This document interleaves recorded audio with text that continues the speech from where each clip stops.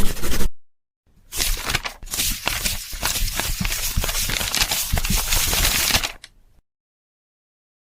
Hello everyone, कैसे हैं आप सभी। Class 12th history MCQ series Hindi medium के लिए हम शुरू कर रहे हैं और आपकी दुआओं से हमने क्लास 11th की हिस्ट्री बिल्कुल टर्म 1 के लिए कंप्लीट कर दी है। टर्म 1 हमारा इसमें पूरा हो गया है।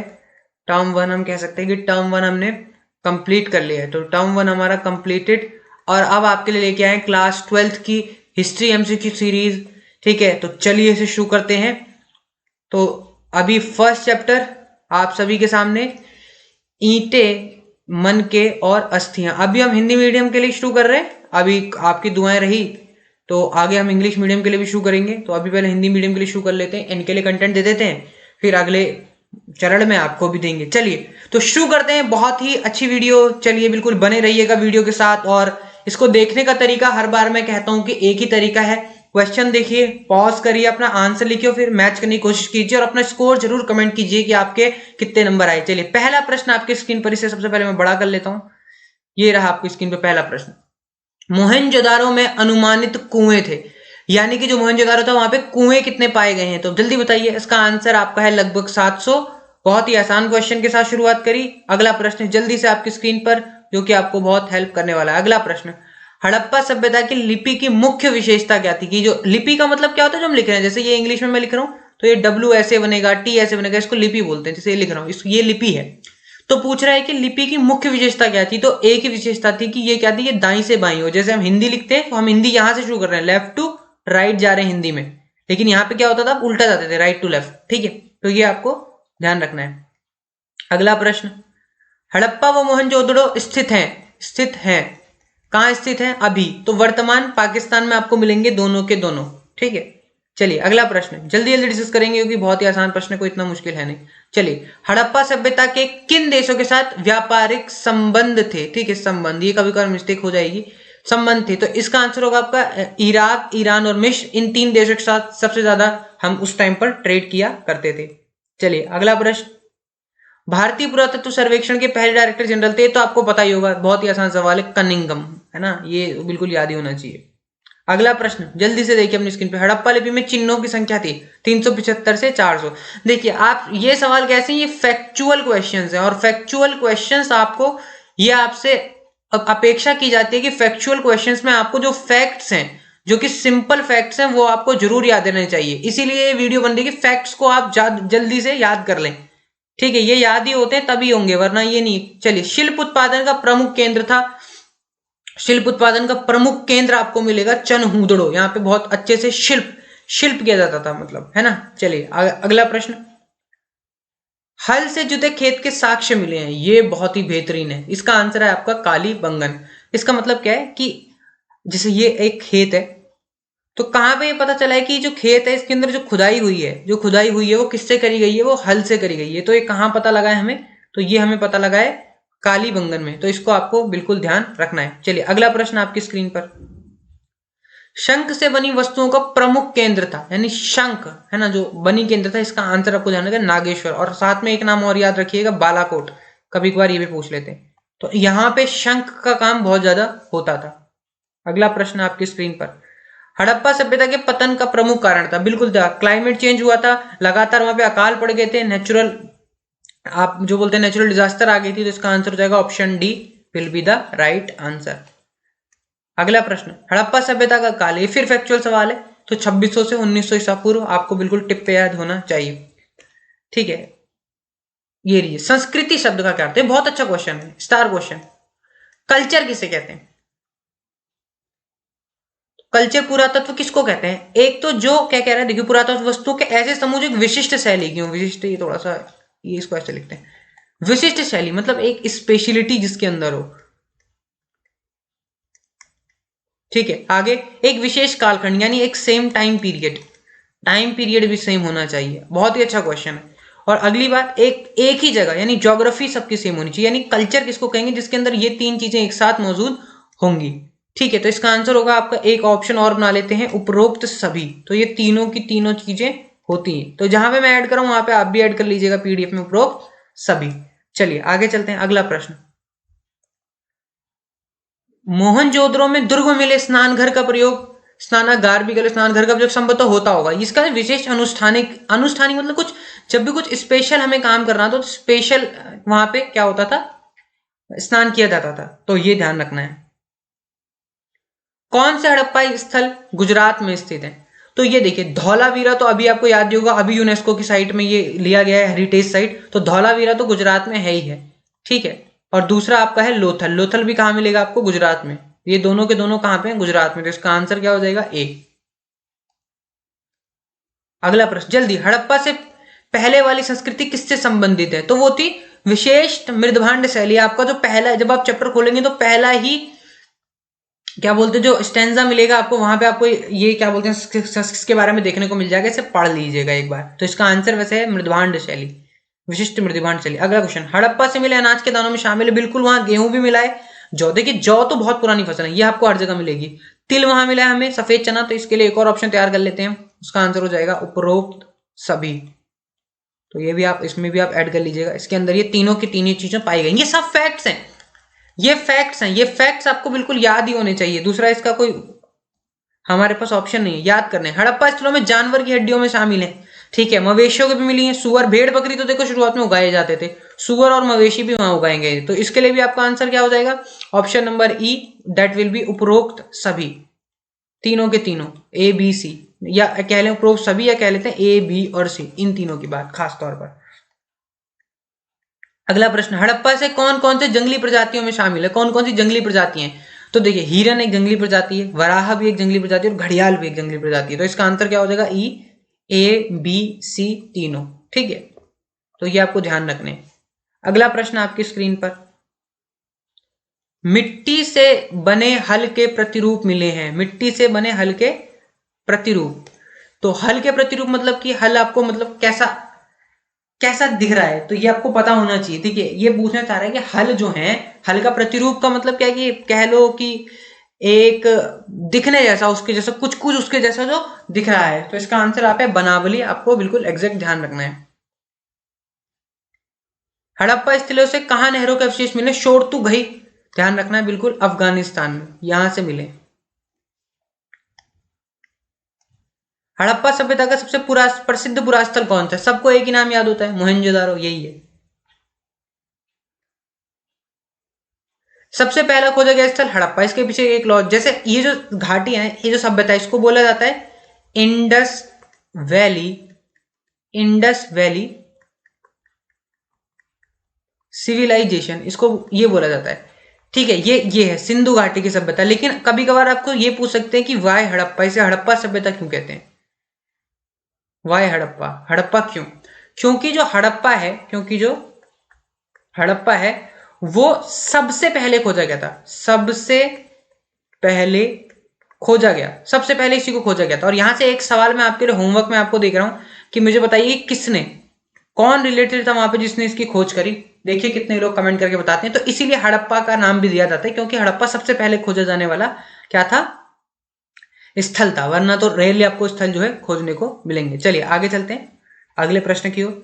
अगला प्रश्न क्या है? मोहनजोदारो की बस्ती कितने भागों? जनरली यहाँ सारे जो हैं वो दो भागों में विभाजित हैं, जिसमें से देख लीजिए, जैसे ये शहर है, मान लीजिए मैंने ये शहर मान लिया, इसको दो भाग में विभाजित किया है। एक ये भाग है जो क्या है, जो थोड़ा सा हाइट पे बना है, और ये क्या है, थोड़ा सा स्मॉल है, थोड़ा सा छोटा है।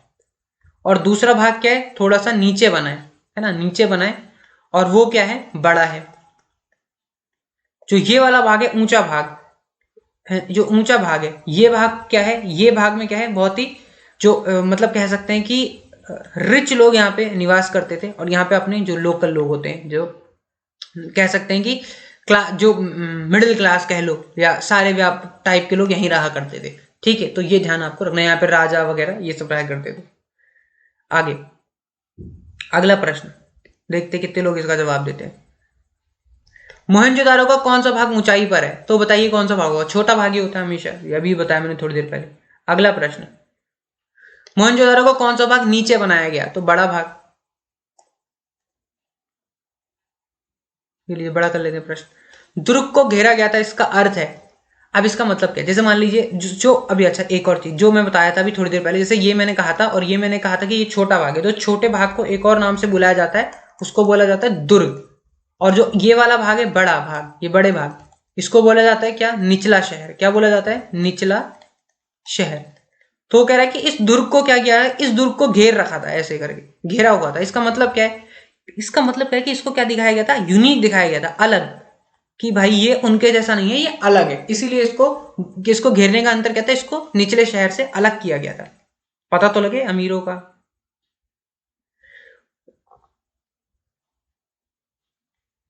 मोहनजोदारो में इस्तेमाल की जाने वाली ईंटों की लंबाई चौड़ाई में क्या अनुपात होता था। देखिए जैसे मान लीजिए मैं यहां लिख लूं कि अब जो क्या है कि जैसे मान लीजिए लेंथ, ब्रेथ और हाइट। अच्छा, मोहनजोदारो की ईंटें हैं, तो ईंटें जनरली किस आकार की होती हैं, क्यूबॉइड होती हैं, है ना, क्यूबॉइड, घनाभ आकार जिसे बोलते हैं। अब क्यूबॉइड में तीनों चीजें होती हैं, तो अनुपात क्या था, आपने पढ़ा होगा कि लंबाई चौड़ाई की दुगुनी और ऊंचाई की 4 गुनी होती थी। यानी हाइट अगर मैं x मानूं तो ये 2x और ये 4x, और अगर एक अच्छा अनुपात और ले लिया जाए तो 1 मान लिया, अगर x का 1 माना, ये 2 माना, और ये 1 है तो 4 मान लिया। इसका मतलब क्या है कि लेंथ, ब्रेथ और हाइट का रेशियो क्या हो गया, 4:2:1। ये क्या है कि इसकी ये जो, मान लो मैं एक और यहाँ पे बड़ी ईंट बना देता हूँ ताकि आपको अच्छे समझ में आए।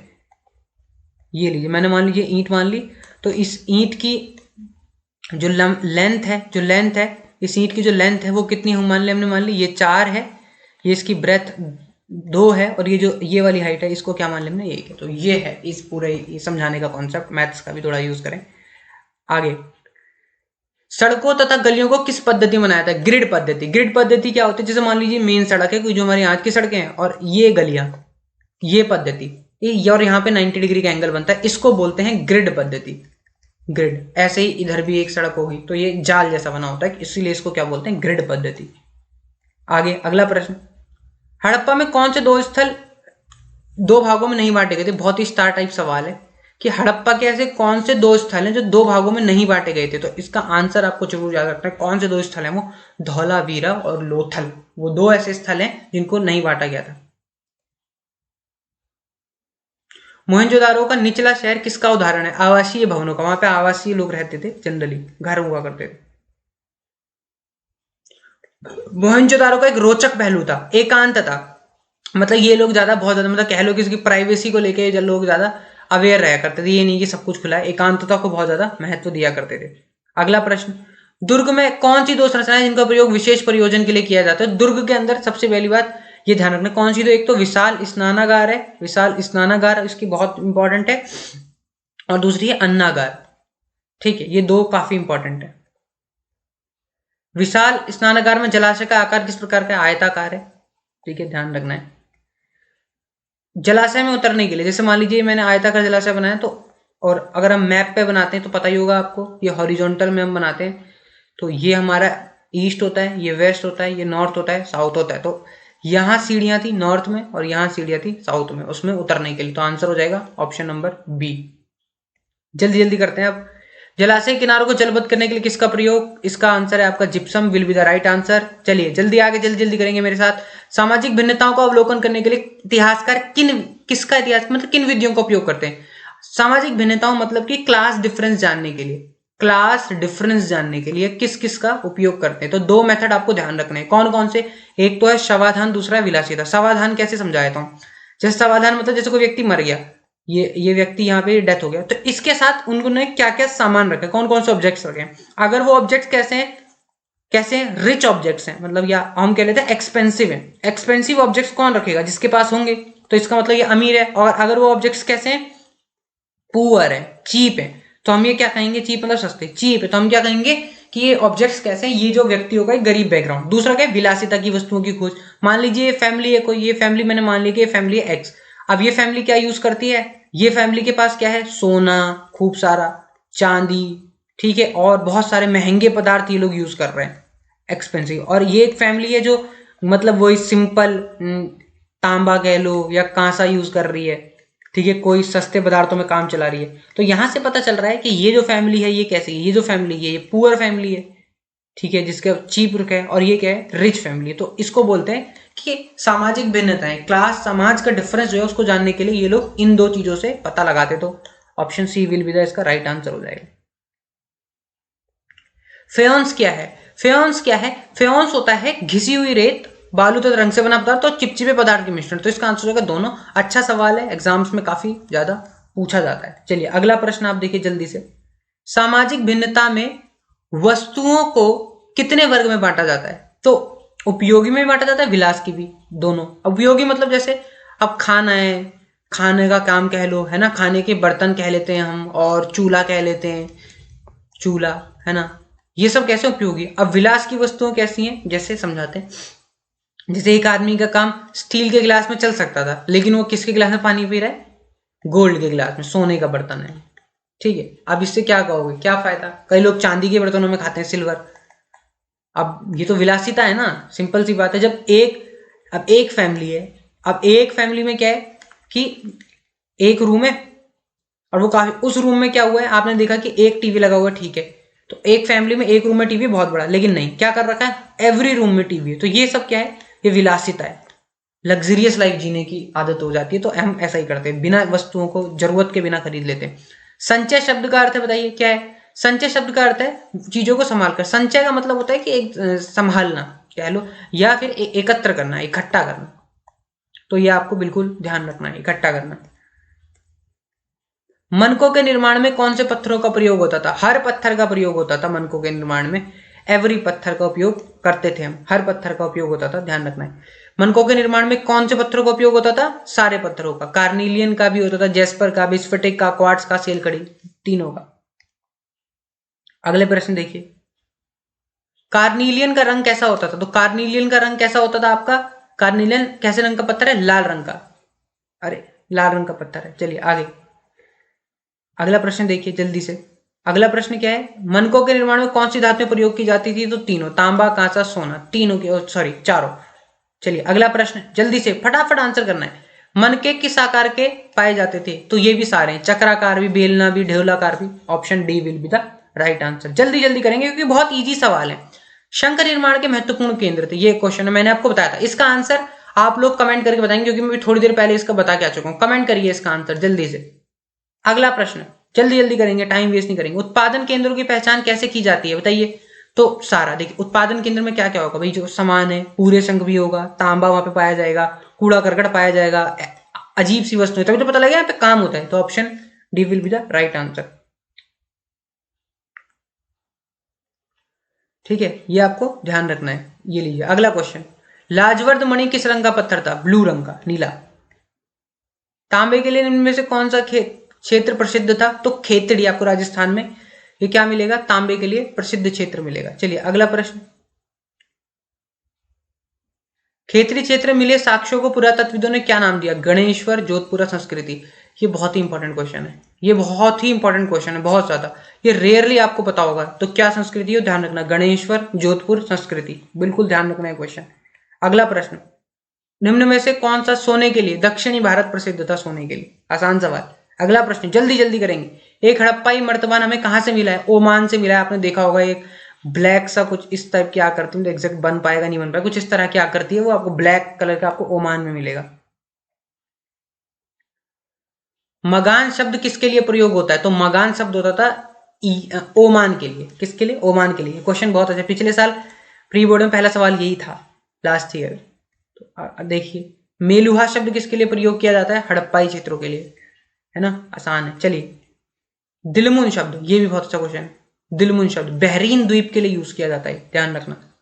आगे मोहरों और मुद्रांकनों, मतलब जैसे ये कोई सामान है, इस पे आपने मुद्रांकन कर दिया, छाप दिया, कुछ मोहर छाप दी कोई। अब उससे उससे क्या फायदा होगा? आपको पता लगेगा ना कि सामान कहां से आया। तो इसका मतलब कि लंबी दूरी के संपर्कों को सुविधाजनक बनाने के लिए, इजी रहे। आगे, सबसे लंबे अभिलेख में कितने चिन्ह हैं? ये क्वेश्चन मैं चाहता हूं आप लोग कमेंट करके बताएं, देखते हैं ये क्वेश्चन कितने लोग इसका आंसर करते हैं। नहीं करेंगे तो मैं करूंगा आंसर, लेकिन मैं चाहता हूं आप सभी इसका आंसर करें। अगला प्रश्न। हड़प्पाई लिपि में कितने चिन्ह पाए गए? 375 से 400 चिन्ह पाए गए। आगे, हड़प्पाई लिपि किस प्रकार लिखी जाती थी? ये जल्दी से कमेंट कीजिएगा, खुद भी बताया थोड़ी देर पहले। हड़प्पाई लिपि को रहस्यमयी क्यों किया गया है? ये काफी अच्छा सवाल है। क्यों कहते हैं इसको सीक्रेट? इसीलिए कहते हैं क्योंकि इसको अभी तक डेसिफर नहीं किया है। डेसिफर का मतलब पढ़ना, क्योंकि इसको अभी तक क्या किया है? क्योंकि आज तक पढ़ी नहीं जा सकी है, ठीक है, इसीलिए इसको क्या कहा जाता है? रहस्यमयी लिपि। अगला प्रश्न। बाट किस पत्थर से बनाए जाते थे? बाट किस पत्थर से बनाए जाते थे? तो किससे बनाए जाते थे? चर्ट नामक एक पत्थर से। चर्ट, ये चार्ट नहीं है, चर्ट है। चर्ट नामक पत्थर से बनाए जाते थे। बाट का आकार कैसा होता था? तो जल्दी चलिए ये क्वेश्चन भी कमेंट करके बताइए, देखते कितने लोगों ने पढ़ा ये क्वेश्चन। कमेंट करिए इसका जल्दी से आंसर। बाटों के निचले मानदंड किस आधार पे होते थे? द्विआधारी होते थे। 2, 4, 6, 8, 16 ऐसे चलते थे।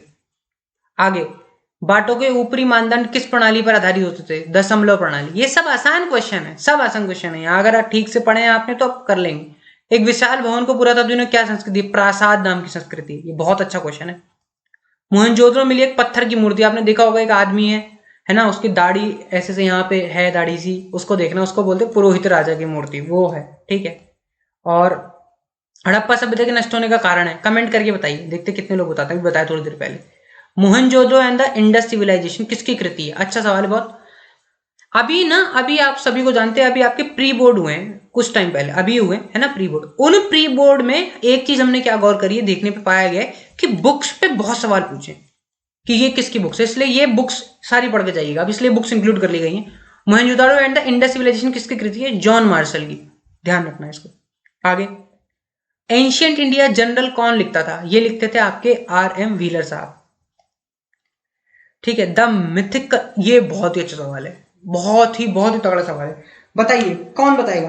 The mythical massacre at Mohenjodaro किसकी कृति है? ये G.F. डेल्स की कृति है। बहुत ही अच्छा खतरनाक टाइप सवाल है, यहाँ आपको ध्यान रखना है। भारतीय पुरातत्विक सर्वेक्षण के पहले डायरेक्टर कौन थे? अभी बताया थोड़ी देर पहले, खुद करिए इसको। अगला प्रश्न, टीलों के नवीनतम स्तर कौन से? मैं आपको बताऊं, जैसे टीला एक विज्ञान होता है कि जैसे मान लीजिए कि ये टीला हुआ एक, फिर उसके बाद का एक टीला, फिर उसके बाद टीला, जमीन के अंदर धंसते चले गए, मतलब कह लो समान। अब पूछा है कि नवीनतम स्तर कौन से होंगे? जो सबसे ऊपर वाला होगा वही तो न्यू है, क्योंकि भाई सबसे ऊपर ही तो आ रही है ना परतें, नीचे थोड़ी जाती हैं। तो सबसे ऊपर वाला क्या होता है? न्यू, ऊपर का स्तर। और अगले में अगर पूछे कि पुराना कौन सा होता है, तो नीचा स्तर। और ये जो स्तर पढ़ना, मतलब मिट्टी के अंदर कैसे चीजें चल रही हैं, इसको बोलते हैं स्तर क्रम विज्ञान। स्तर क्रम विज्ञान क्या बोलते हैं? स्तर क्रम विज्ञान, इनकी जो स्टडी होती है, ठीक है। तो इसको ध्यान रखिएगा। अब देख लीजिए, में यही पूछा है, क्या पूछा अगले क्वेश्चन में कि टीलों के प्राचीनतम स्तर कौन से हैं? तो आपको पता होना चाहिए कौन से, इसमें कुछ ऐसी बात है नहीं। आगे, टील स्तरों का अध्ययन क्या कहलाता है? अभी बता दिए थोड़ी देर पहले। A story of Indian archaeology, ये बहुत ही अच्छा क्वेश्चन है, बहुत अच्छा क्वेश्चन है, बहुत ज्यादा बढ़िया। ये कृति आपको मिलेगी देखिएगा S.N. राव, इनकी कृति है ये इंडियन आर्कियोलॉजी, इसको ध्यान रखना है। अच्छा क्वेश्चन है। अगला क्वेश्चन, माया archaeological mission to India and Pakistan, ये R.M. व्हीलर साहब की है, तो ध्यान रखना है इसको।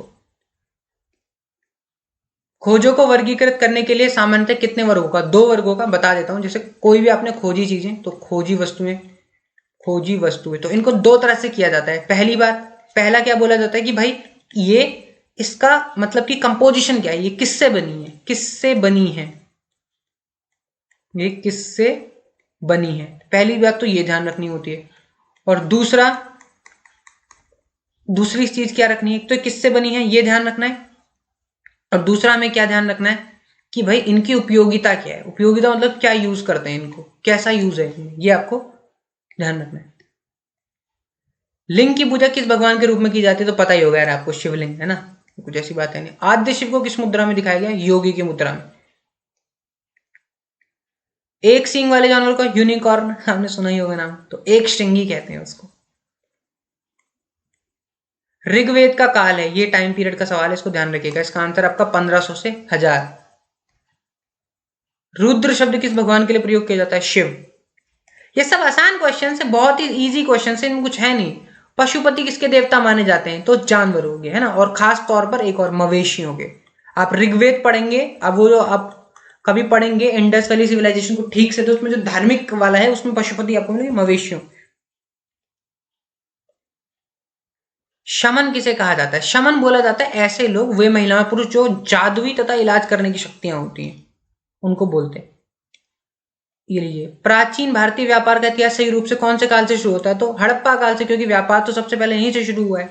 अगला प्रश्न, हड़प्पा जिसके लिए सबसे ज्यादा जानी जाती है, बताइए, बहुत अच्छा क्वेश्चन है। ये जानी जाती है नगर नियोजन के लिए, टाउन प्लानिंग।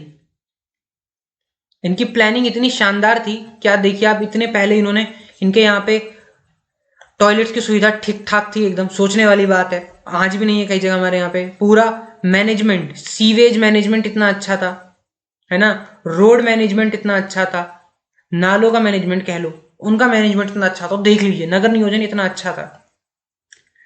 अलेक्जेंडर कनिंगम के बारे में कौन सा कथन असत्य है? बहुत ही अच्छा सवाल। तो सबसे पहली बात, कई स्तरों का उत्खनन उन्होंने कराया, बिल्कुल कराया। भारतीय पुरातत्व इस विभाग की स्थापना में महत्वपूर्ण भूमिका निभाई। इसका आंसर है कि अंग्रेज चिकित्सक थे, चिकित्सक नहीं थे, हिस्टोरियन थे। चलिए, तो खत्म होती है। Thank you, please, thank you, आप सभी का बहुत बहुत धन्यवाद। So thank you, please like, share, subscribe and don't forget to hit the bell icon. जल्दी से इस वीडियो को लाइक कीजिए। और एक इंपॉर्टेंट बात, आपको अभी जाना है एक टेलीग्राम चैनल में, हम आपके लिए बना रहे हैं अभी, उत्साह क्लास 12th H, ठीक है, H मतलब ह्यूमैनिटीज। इसको जल्दी से ज्वाइन कीजिए, वहां पे हम आपके लिए इसकी PDF भेज देंगे, उसे जल्दी से डाउनलोड कीजिए, कंप्लीट कीजिए और अच्छी रहिए। चलिए, तो बहुत बहुत धन्यवाद, आप सभी का बहुत बहुत धन्यवाद। Thank you.